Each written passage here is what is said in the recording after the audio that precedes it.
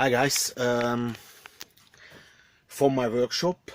Today I came back home and after I wanted to take the key out of the car and just completely broke to pieces. I'll show you in a minute.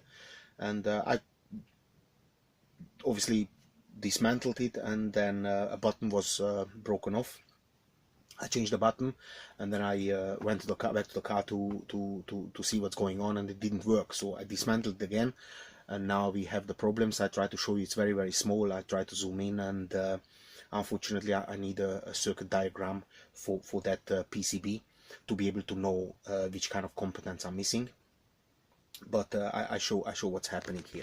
Now this is from a Vauxhall Corsa 2009 model, yeah, or Opel Corsa, whatever. And as you can see, this is the PCB, and that button was broken off.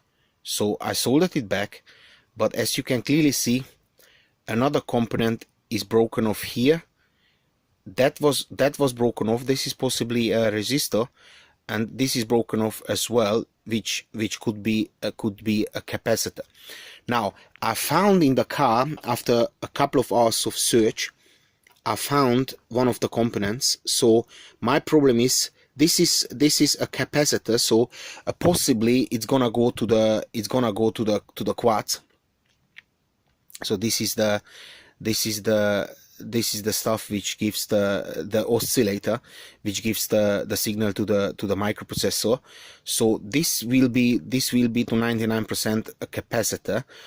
This is a resistor. I could measure it, but I haven't got my tools just quite ready yet. But I still need a component here. So I'm gonna whack that one in here, and I might just actually bloody short it out, because as you can see, the wire comes from the switch. I mean, if I short it out, it's gonna kill one of those chips for sure, but maybe not. I mean, I could put some random resistor in just for the sake of it. It might work, it might doesn't, possibly it won't, but without the circuit diagram I have no chance.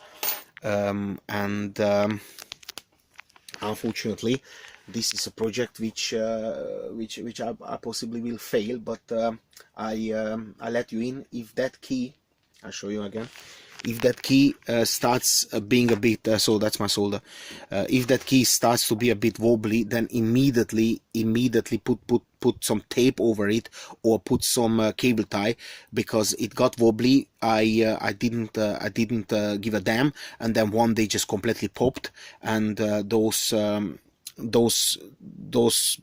are very badly populated.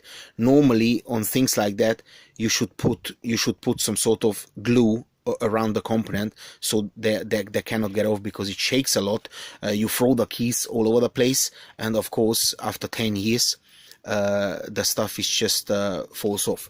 Anyway, I hope I could help a little bit. If I find a circuit diagram, I certainly will update it, a link to it on the after this in the description for this video.